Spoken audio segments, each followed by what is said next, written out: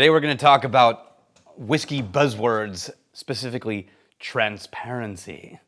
This idea was an idea that Josh Fry had. He was in the comments of the live stream we did during Dry Week. And I loved that because as a content creator or someone who's making videos, it's always great to have someone be like, hey, what if you did this? And you're like, oh, it's a great idea. Now I've got ideas for content. So thank you, Josh. I'm Daniel Woodington. I'm a chancellor at Wizard Academy and Whiskey Marketing School. And we're going to drink a distillery that I really like, but don't often get to drink. Okay, so let's talk about transparency. Post-Prohibition in America, there was, and even oh my God, holy crap. Okay, sorry, got a little distracted. That's incredible. And before I lose it, latte coffee hard candy. I'm gonna come back to that. Okay. We talk about transparency a lot these days, but that wasn't always a thing. Before Prohibition, brands were often sourcing. Even George Garvin Brown was sourcing from multiple distilleries to create his products.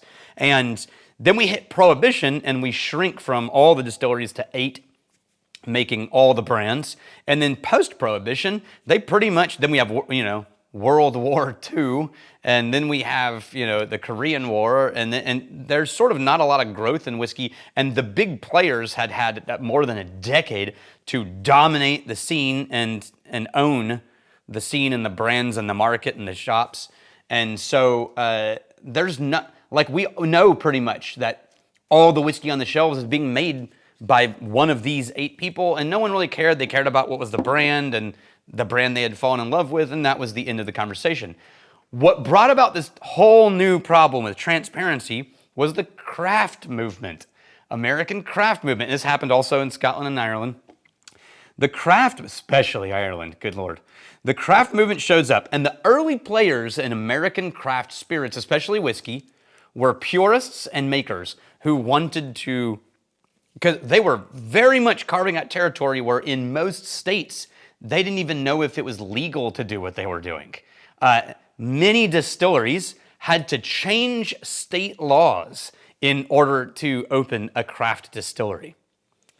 And so these weren't people who just wanted to change all the infrastructure and do all the hard work of politics and lawmaking just so that they could source some MGP. They wanted to make things. And so in the very early days of craft, it's a lot of makers carving out territory, and then they start making, and then they start selling, and then it starts growing, and notoriety, and brands start to show up, and it's really cool. And all of a sudden, across the US, there's a whole new opportunity for people who are like, well, crap, you can start your own distillery? I could start my own whiskey distillery? That sounds amazing. It's way better than my software job. I'm gonna do that. And right at that moment, or probably early 2000s-ish, late 90s to early 2000s, you get a whole movement of people who go, okay, I'm going to start a distillery. It costs a lot of money to start a distillery. I need to make money real quick. What do I do? And that's when you get the beginning of people going out and buying barrels of whiskey from larger producers, usually. And this is when MGP starts becoming the very beginning of most sourced whiskey in North America. Now, some of these producers, there is a law that says if you didn't distill it, you have to put the state of distillation if it's a different state than where you live, right? Some of these producers put on there, instead of saying distilled in this and bottled by us, produced by, the most bullshit word in the history of American craft, produced by. If I could ban that and find a way to make the word produced by illegal, I would do it tomorrow. Because it's infuriating. It says literally nothing, and hundreds of distilleries have used it as a way to disguise the fact they weren't making whiskey, they were sourcing it, and it's because of those assholes, not that I have any opinion on it, it's because of those assholes that we, in America, turned sourcing whiskey into a dirty word. Oh, this is just sourced, right? But there's a problem with that because it really screws with the future of American independent bottling that we're trying to build right now. Because when you're trying to explain what American independent bottlers do, they'll say, oh, you're just sourcing whiskey. It's like, no, we're not. Well, did you buy it from someone else? Yeah, so you sourced your whiskey from another distillery? Well, yeah, but not, yeah, then you're sourcing. No, no, we're curating.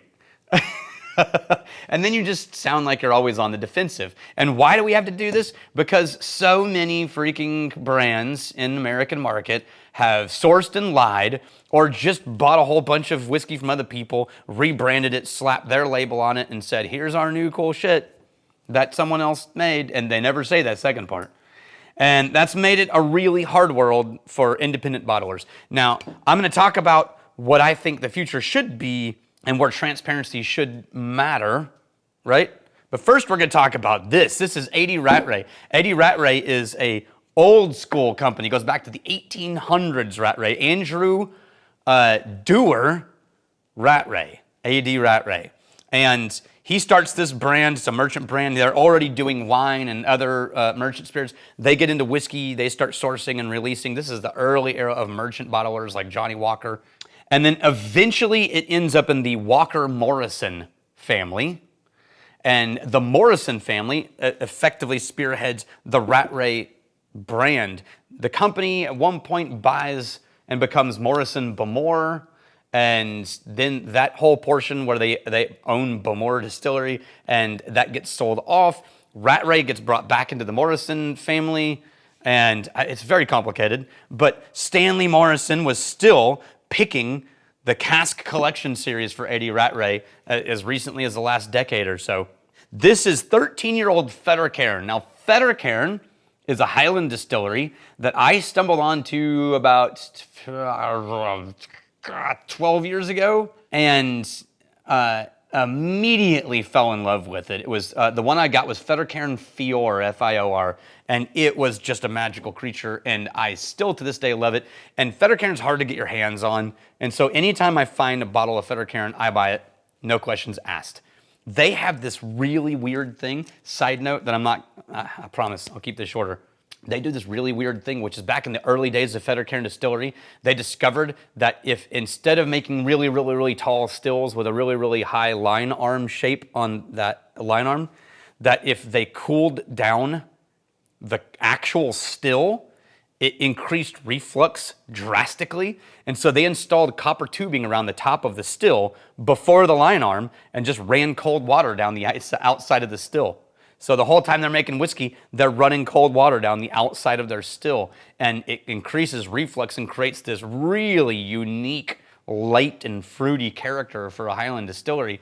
And they're still doing it, and it's changed the color of their still because it's copper, and they're just running water over it nonstop. And so instead of staying copper or turning green, it's got this almost teal color to it, which is where they get a lot of their branding notes from. But I just think that's really super nerdy cool. The nose on this one, this is a 13-year-old Bowmore at cask strength, which is 52%. This is cask number 1100. And the nose is latte, cappuccino, coffee cream, immediately followed by caramel candy and fruit. Man, this is pretty.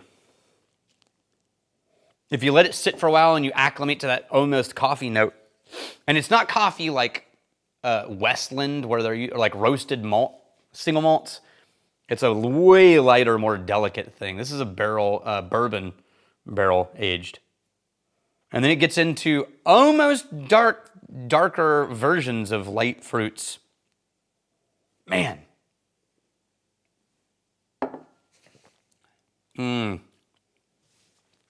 It starts with that dense caramel and sort of a fruit bowl and fruit and cream.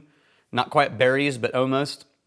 And then it sort of unrolls into that sort of coffee bean kind of savory sweetness of like a honey. Have you ever had a latte with honey in it? It's feeling that direction for me. It's very interesting, very unique. I know you're not going to be able to get your hand on Fettercairn, probably this bottle. I know that, but independent bottlers, and Rattray is one of the great ones. If you find them, they're a great thing to experiment and try and get to explore. I have another one, Fettercairn Distillery. That's from AD Rattray that I just got last week.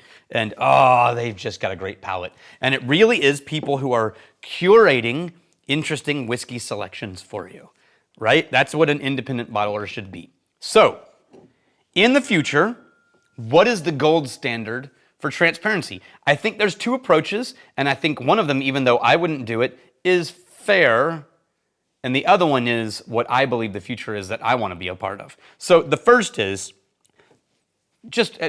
for starters, don't be an asshole. Don't do the bare minimum of telling people what's going on. Do the maximum that you legally can, right? So if you're going to source whiskey from another distillery to build your brand, that's fine. That's a legitimate business choice. But get rid of words like produced by and put the state of distillation and say that you bottled it but that you didn't make it. And I understand it, and this is real, guys. You don't necessarily know about this, but in the world of sourcing barrels, there are non-disclosure agreements or NDAs about brand name use that are rampant. And so often a brand who's putting whiskey into a bottle can't legally tell you what's in it. And that's not their fault. That shouldn't keep them from creating a whiskey that they think matters. However, they can do the legal maximum in other ways. They can say this is from Kentucky, this is from Tennessee, this is from Indiana, right? Just maximum transparency that you didn't make it, that your distillery didn't make it, that it's a cool brand name that you came up with, but you didn't have any hand in anything other than blending what went into the bottle after you got the barrels.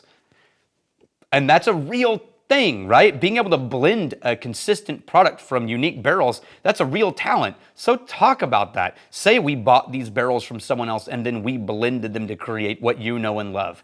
That's fine. Just be honest. Yeah? Now, I think that's the lower side of things, and I would call it honest sourcing, bare minimum. There's another world that I want to live in that I think is even more valuable. I think with independent bottlers, or what I believe to be independent bottlers in America and in Scotland, there has to be a much higher standard. Otherwise, you're just honest sourcing. And that standard is celebrate the maker. That's it. Celebrate the maker. If you look at a bottle and it celebrates their brand, as opposed to just mentioning their brand, that's honest sourcing. If nowhere on there can you tell who made it, you just sort of know what state it's from and things like that, it's honest sourcing. But if you pick up a bottle and the people who made it are celebrated on the front of the bottle, that's independent bottling. So the question you ask yourself on any bottle is, who is celebrated here? The brand name or the maker? If the maker is celebrated, independent bottling. Even if you're blending multiple distilleries together, if you're celebrating the distilleries that went into that blend, independent bottler, right? Now, this is my own personal definition, and we're working on things like that, but I think it's a very important thing, and I think that it leaves room for a whole new category in American whiskey that's growing right now. There's about a dozen-ish of us, and I mean, I'm no longer connected with a DSP, but I had one. I founded an independent bottling line inside a Crowded Barrel, so I still sort of rank myself in them because I'm not done yet. And that's the direction that I think is most interesting: celebrating the maker and curating interesting things. And anyway, soapbox over. I'm really glad you're here.